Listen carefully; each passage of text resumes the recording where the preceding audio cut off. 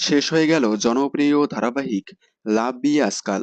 ধারাবাহিকে প্রধান চরিত্রে দেখা গিয়েছিল জনপ্রিয় অভিনেতা ওম সাহানি এবং নতুন মুখ অভিনেত্রী মৌমিতা সরকারকে। তবে পরবর্তীতে মৌমিতাকে রিপ্লেস করে জনপ্রিয় অভিনেত্রী তৃণা সাহাকে নেওয়া হয়।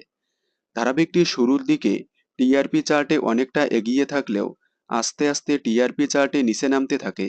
প্রতিপক্ষ ধারাবাহিকের থেকে অনেকটা গ্যাপে থাকায় মাত্র অল্প কয়েকদিনেই বন্ধ করে দেওয়া হয় জনপ্রিয় ধারাবাহিক লাভ বিয়ে আজকাল। ধারাবাহিকে দেখা গেল অপরাধী অভি এবং বৃষ্টিকে শাস্তি দেওয়া হলো।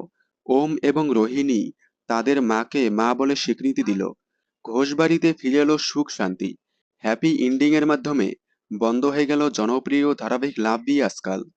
তবে লাভ বিয়ে আজকাল ফ্যানদের একটাই দাবি, আবারও ওম সাহানিকে স্টার জলসার নতুন ধারাবাহিকে নায়কের চরিত্রে নেওয়া হোক, সাথে মৌমিতা সরকার এবং তৃণা সাহাকেও নতুন ধারাবাহিকে ফেরা হোক।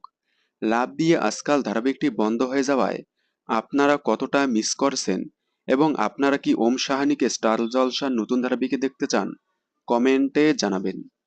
বিনোদন জগতের সকল আপডেট সবার আগে পেতে চ্যানেলটি সাবস্ক্রাইব করে পাশে থাকা বেল আইকনে ক্লিক করে রাখুন। ধন্যবাদ।